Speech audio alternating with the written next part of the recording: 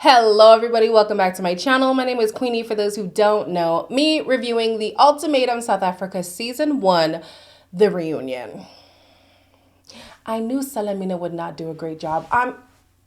She's a good host for the show, but for a reunion? Nah, sorry.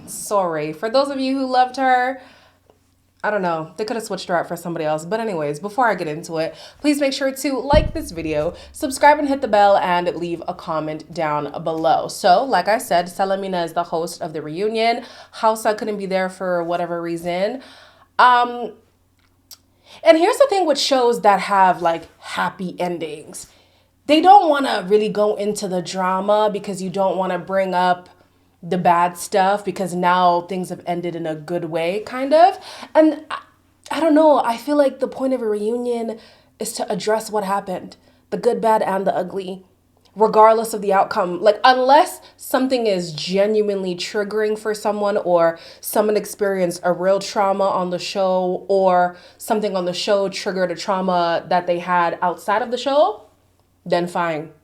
But they absolutely could have dug into more stuff in the reunion. So my cousin and I were having a bit of a discourse of what is and isn't appropriate to ask at a reunion, especially because you don't know where people are at mentally. And it's not even the fact that I wanted Salamina to now just like hound these people down with questions and give them the smoke and whatever. No, but there were some questions that I would have liked her to ask. For example, ask Genesis how he thought he had changed in their relationship to lead him to want to propose. Ask Siza what she saw in Lindela that had changed after experiencing Tabby. If the kiss between Courtney and Genesis was ever an issue. What Kanya has learned from the experience and after watching herself back. She could have also asked Lebo how long she was lamenting on the decision to leave Nola. She could have asked Isaac why he believed Ruth deserved better. Like, there was just more questions I feel she could have asked, and maybe she did and they were cut out, or maybe the cast had outlined certain things that they were not willing to talk about. But I wasn't looking for Salamina to be mean. I wasn't looking for her to berate these people, but I wanted more inquisition from her. And maybe Hausa could have helped her in that department, but it seemed like to me she came in more as a comforter than a reunion host. They could have. But let's move on. First and foremost, the cast looked good. The cast looked good. The only thing that I didn't like was Tabby's pink hair. I don't know, the pink just wasn't working for me, but I liked the short cut on her. It was very nice. Even Kanya and her wig, girl. Kanya's wig was nice. It was nice. So, you know, she came correct. She knew she had to come correct this time around, okay? So we're going to start with Isaac and Ruth. Ruth says that she would have done everything the same because she learned a lot about herself. And Isaac's only regret seems to be that he didn't pick Lebo for his trial marriage. I think the most thing that I've learned is that I take impulsive decisions. Lebo would have been the perfect match for me at that time. Having to start tackling those serious stuff, that's where things started changing between her and I. Isaac does admit that his trial marriage with Kanya was surface level. Yeah, no, duh.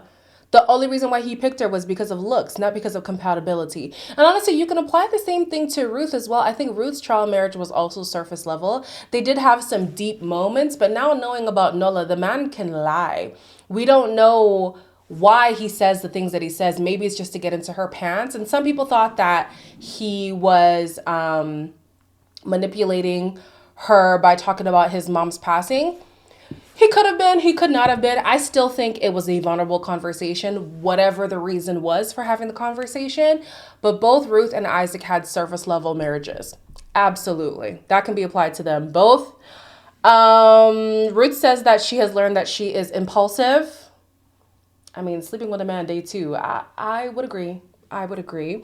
Isaac has learned to cook for himself, okay? And even though he's not in a relationship, he is entertaining a woman long distance again. Ruth is also entertaining someone, except she is dating them. I think she said, did she say an actual relationship, like boyfriend, girlfriend? I don't know.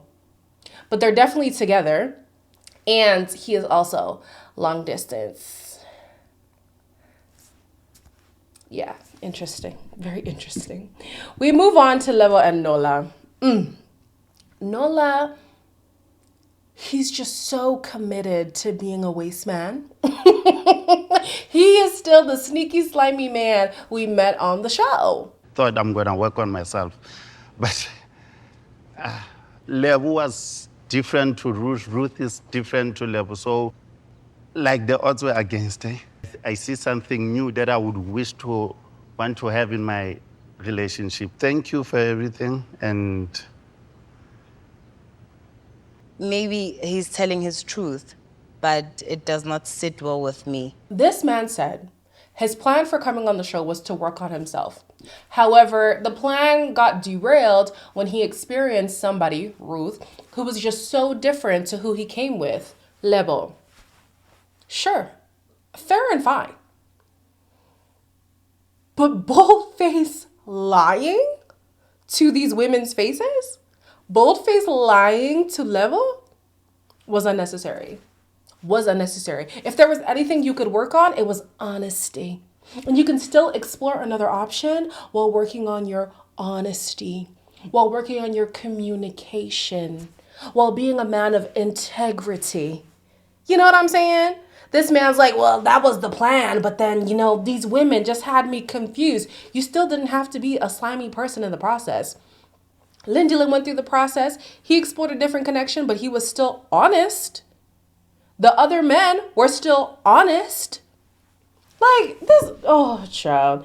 So he claims that he still loves Nola. And then when asked if he ever loved Ruth, he couldn't really answer. Ruth herself couldn't answer as well. She said there was just a lot of confusion going on. Yeah, I don't know what that means. So then, okay, Lebo took me on a roller coaster ride, so I'm just going to read the notes as I have them written, okay? So I said Lebo was so poised and confident. I was so proud of her. Was proud of her. Because as we investigate, she and Nola got back together. we are back together, and we are happy. Isaac, why are you laughing? Because I know Lebo is not happy. So, Isaac, to be honest, he's right. I'm not happy. Yeah, it's a bombshell. I didn't know she was not happy. Is marriage even on the table? Currently, no. I've learned to actually learn to unlove you. Good, I understand. But I thought we were working on it. You are not ready to change, or you're not ready to change for me. We need to feel pain to see and to understand. But you need to work on yourself, because age is not on our side. We're getting old. The way I cackled, like I'm still cackling. Isaac was like, she's not happy. And Ruth was like, no, don't do that. And Lebo's like, no, I'm not happy. Yo. So you came into this show being unhappy, left the show unhappy, got back with this man just to still be unhappy a year later. What's the point? What's the point of this relationship? And then Isaac is gonna say, yeah. We talk a lot about why am I crying? We talk a lot about this relationship, and she's not happy. She's not in a good place, whatever. And Nola is over there like, but I thought we were working on things. And she's like, yeah, I've learned that, you haven't changed. You've just showed me a lot of your character, and I don't know which part of your character is the real you. And so because of that, I'm ending this relationship. Guys, I was stunned. I literally have here like, girl, you're wasting your time. What's funny is when me, my cousin, and my friend were watching the show together, my cousin had said Lebo is a yebo baba kind of girl. So Lucy translated to, yes, daddy. She's like a yebo baba, And Nola is not the guy who you want to be submissive to. Like, he's just not that kind of guy. And I'm here like, girl, you are wasting your time. Like, you could find yourself a really good man, a man who is submittable, okay? A man who's worth submitting to. Nola is not it. So I was here so frustrated. And then when she ended things, I said, you're elite. Because This man went and embarrassed you on international television. And instead of her just wallowing in her sadness or just taking him back and then having her tail between her legs, she said, I'm going to play the long game. I don't know if this was her plan, but it makes me feel better to assume that this was her plan. She got back with this man, gave this false sense of reality that everything was great, came back on that same international platform that he embarrassed her on and embarrassed him right back.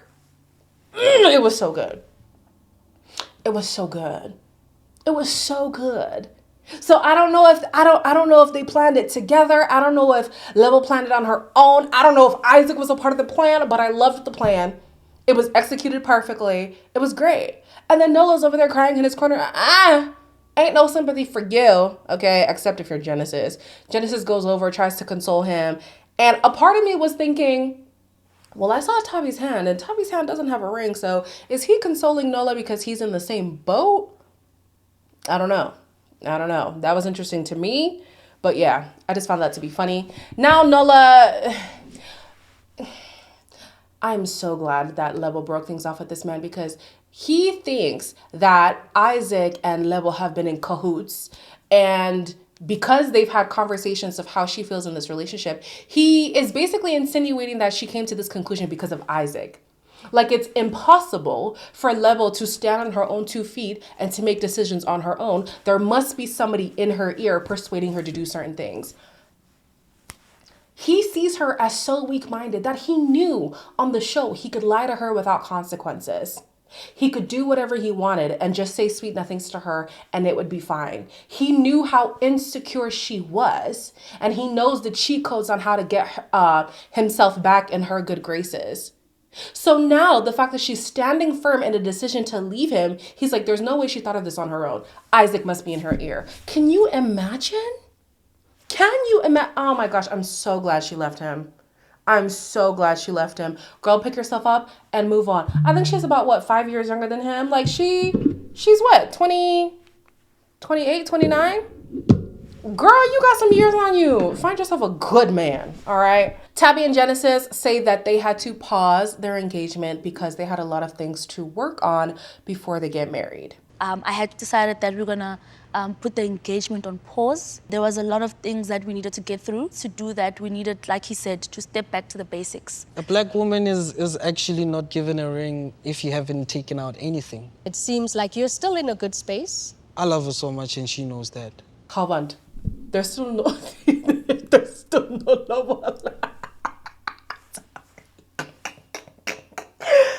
You mean to tell me after all this time being in this relationship, being on the show, coming out of the show, there's still no set lobola? And this man is like, the families need to come to an agreement of the number and whatever. Fine. Are you at least saving for this hypothetical number? Are you at least saving? I doubt it. I doubt Genesis is saving for this lobola. Like these two give me the impression of friends who fell in love but maybe should have just stayed friends, because I can see the love between them. Genuinely, I see the love between them. But in terms of like a passionate relationship, a passionate romantic relationship, I just don't see it. But then again, obviously, we are just shown what we are told to see, the narrative that we are being fed, right? So, of course, there could be more going on with this relationship, but they always gave to me friends to lovers that should have stayed friends.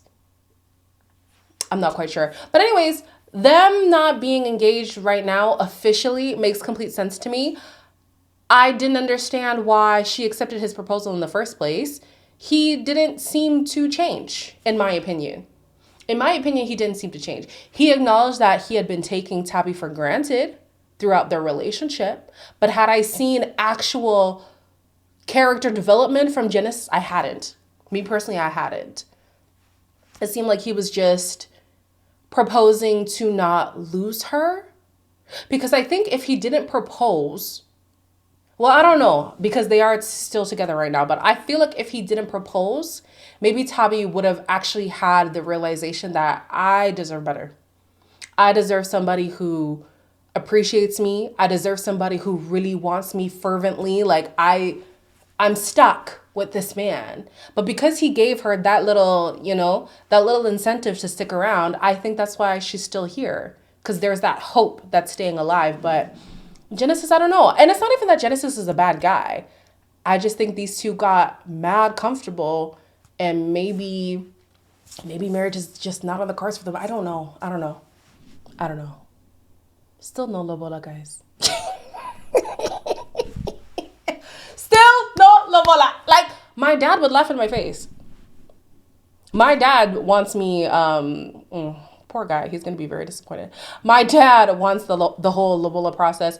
My mom, she doesn't really care. She's just going to follow his lead. Like, if he wants it, she wants it. If he says no to it, then she'll say no to it too. But if I've been in a relationship for 7 years and there's no attempt to raise lobola, he would laugh in my face. He would absolutely laugh in my face. Yeah. Speaking of my dad, some of you guys, you now acknowledge me as Ndlovu. Thank you very much. Thank you very much. I've been Ndlovu for 28 years, Some of you guys were saying Gacheni in the comments. And I was like, I've heard Gacheni, but I know that's not my totem. And I actually have a video of my dad explaining, for anyone who's interested, my dad explaining the different kinds of Ndlovus to his knowledge. He might not be completely accurate, but to his knowledge, he was explaining what he knew. So I'll insert that video at the end for those who are interested. So I'm not Ndlovu Gacheni, I'm Ndlovu Ezilekaya. Just for those who care.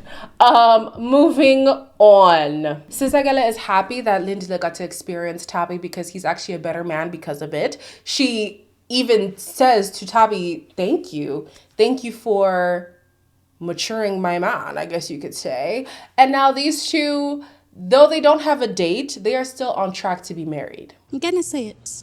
Tabby, thank you. We wouldn't have like a beautiful relationship that we have. Marriage really makes me nervous. It's nice to have a man that is really sure of you. But there might be a plan. Before end of this year. Before end of this year. I'm not surprised that there's no rush. At the point of filming, has it even been 2 years? I don't think so, because it was 6 months. Yeah, I think it's only been like a year and a half. Guys, there's people I've dated for a year and a half and actually, no, that's not true. I've never dated anybody. That was a situationship that just ran on for too damn long.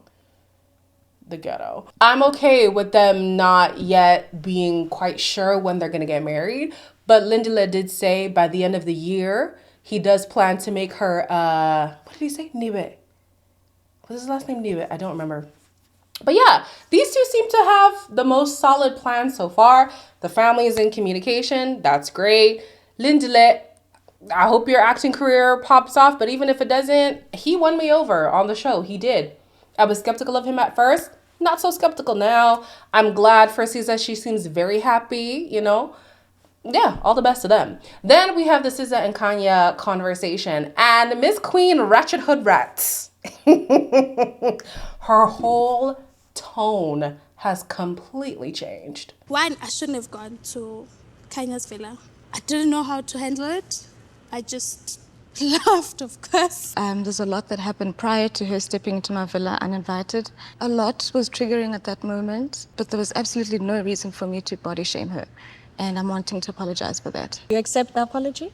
Of course I do. Yeah. I agree that Sizagila should not have gone over there in the first place, but that had already happened. She didn't anticipate Nkatego just leaving her in the dust, so I can imagine her being like, well, I wouldn't have come here if I knew I was on my own. But there was a point in the conversation where Siza should have noticed this is escalating to a level that it doesn't have to be. I should just leave. I should remove myself. So, and as much as, yes, Kanya was exhibiting very vile behavior and there's no excuse for it, Siza should have taken note of what was happening and where things were going and removed herself. Hopefully we can agree on that. If we don't, well, maybe you need to work on your conflict resolution skills. Kanya's tone completely shifted. There's no excuse for my actions. The way I spoke to her was just disgusting. Hey! She definitely saw the backlash online. And even if she didn't see the backlash online, she definitely got told about herself. I don't know by who. I don't know if it was Gatego's mom. I don't know if it was her own family. I don't know. But somebody definitely gave her a tongue lashing and she has learned, I need to fix myself, okay? On top of that, she's now a mother.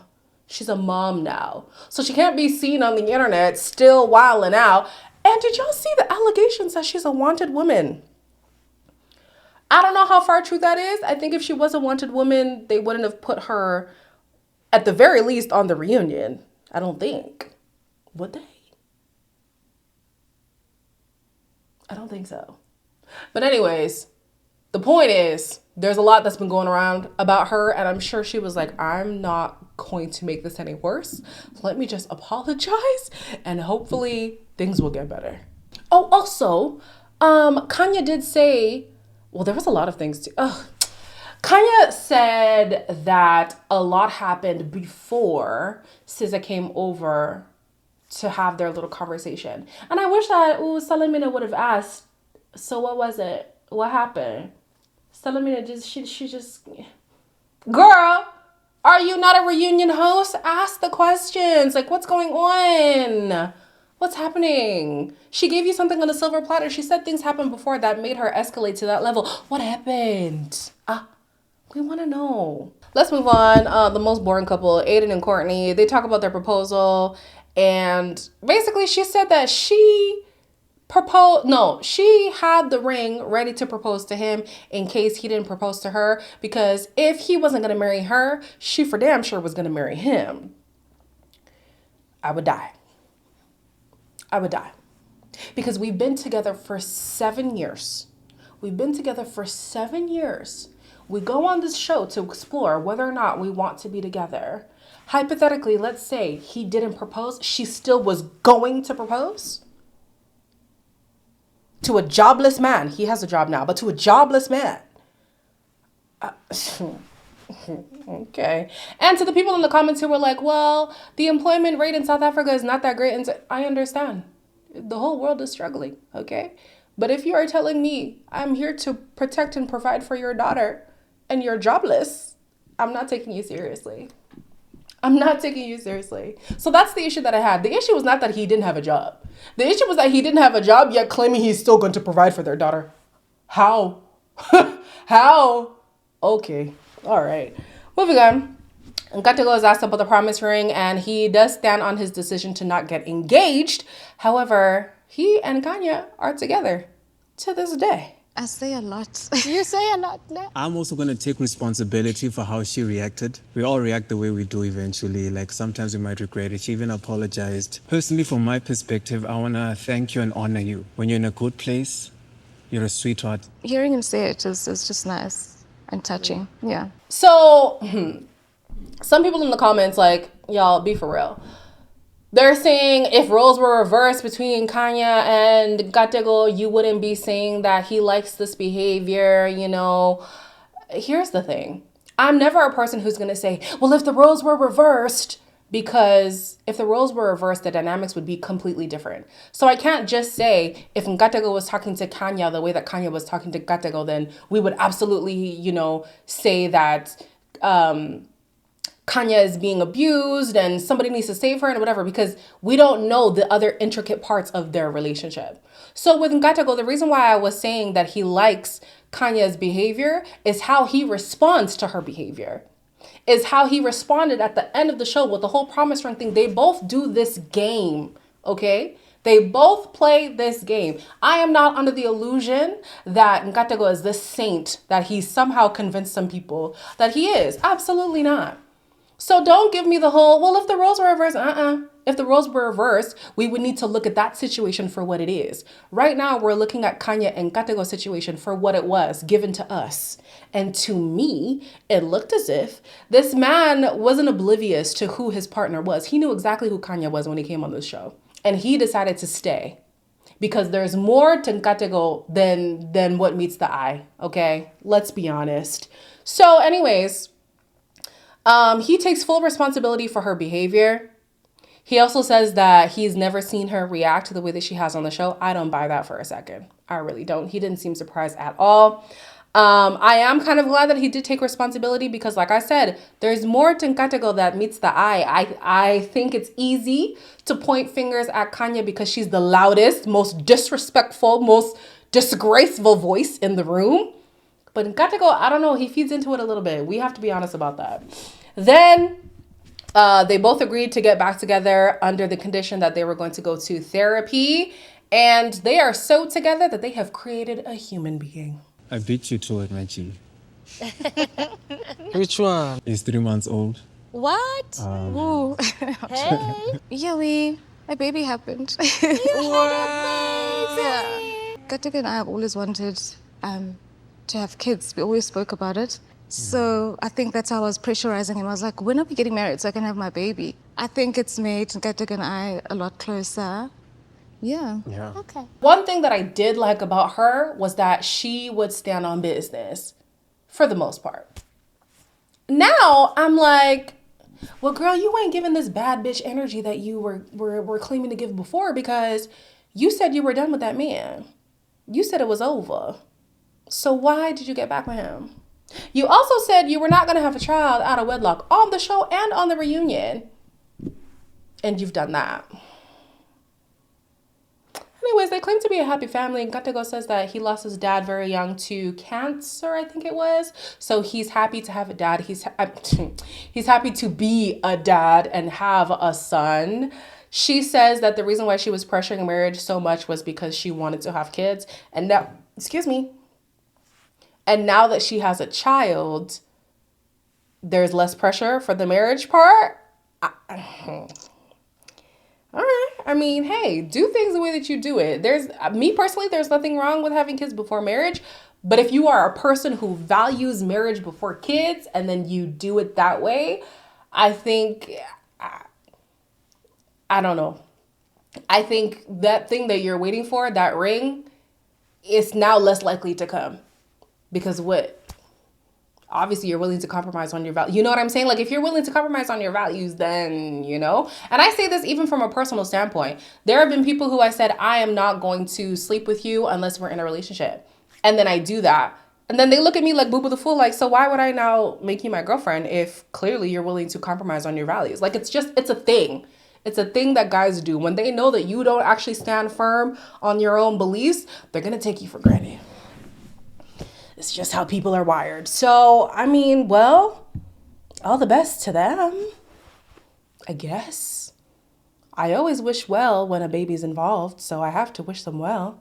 I hope that she has become a better woman, and this is not just a performance for the reunion. He said that his mom has now gotten another perspective of their relationship because she had only heard things from Gatego's point of view, which makes sense. And it further emphasizes what I said. There's more than Gatego. Now that she knows the other perspective coming from probably Kanya's side or maybe some other onlookers, she's more understanding of their relationship. So, hey. Yeah. All right. That was the reunion. I would give it like a 6. I'd give it a 6 out of 10. With this cast that we were given, there was so much more grilling that could have happened. Absolutely. I think if they're going to do a season 2, keep Salamin and Haza as the main hosts. Give us somebody else. Who can I think of? I was going to say Somizi, but Somizi has been acting up online lately. Even Kanye from Young, Famous, and African. I think she would give us good. And link her up with her brother, Les Caesar. Put them both. What do you guys think? Don't you think? You guys let me know in the comments who you would have preferred to host the show. As always, like, comment, share, and subscribe. If you want to hear my dad's little explanation, I'll clip it in right here. But other than that, I'll see you in the next one. Ukacheni is one of the ancestors. Yes. There was Ukacheni, there was Uzidlekhaya, there was Umtombeni, all of these. But they are all Ndlovus. Yeah. Yes. So Tina, we are Ndlovu ezidlekhaya. Abanye ngondlovu ogatsheni. Abanye ngondlovu umthombeni. These are different ones. Yeah. Yes. So Tina kasithi ayisibo gatsheni. Tina muzidlekhaya. And then uzathola ukuthi khona uzidlekhaya I'm told he came from South Africa, and actually no, let me say on top of coming from South Africa, he uzidle khaya, they are a religious sect. Oh, okay. Yes, they are Jews. Abesizulu. Yes, that's why we talk on abezidle khaya. They've got that that hat eyamajuda. Tina we just finished, along the way, but originally we are of that uzidle khaya, but not like Ukacheni. Ukacheni like was somebody else parallel to uzidle khaya. Yes. Okay, where did Malinga come from? Oh yeah, Malinga also is part of Ndlovu. Okay. Yes, they are also Ndlovu. Uzathola khona Ndlovu Malinga, then, but now I don't know why they say ezidle khaya egatsheni, I don't know how they distinguish that. And also, in fact, I think I should mention this, ukuthi khona awuthiwa khona uboya benyathi. Undlovu uboya benyathi kasuyezidle khaya, ngugatsheni. Yes, ugatsheni nguye uboya belokuzeni, uboya benyathi. Actually, what happened ukuthi kuthiwa khona ugatsheni nguye owabulala unyathi. Oh. Because of I think there were some squabbles. Ugatsheni wathi suka wathi ngizamudla kuphela unyathi. And then what sebulela unyathi kwathiwa khona uboya benyathi. That's where it came from. Uboya benyathi. But it was ugatsheni who killed lokuzeni. Yes. Who killed unyathi. So then what would my whole title be then? Right, yours is Endlovu ezidle khaya eziswela abalusi. Yeah, abanye babethe Malinga, but that one I'm not very sure ukuthi khona bawuthatha ngapi. But I know ukuthi khona oMalinga labo, but of course oMalinga ngoNdlovu, yes. Yeah, they are definitely the part of us. Yes, they are the Ndlovus.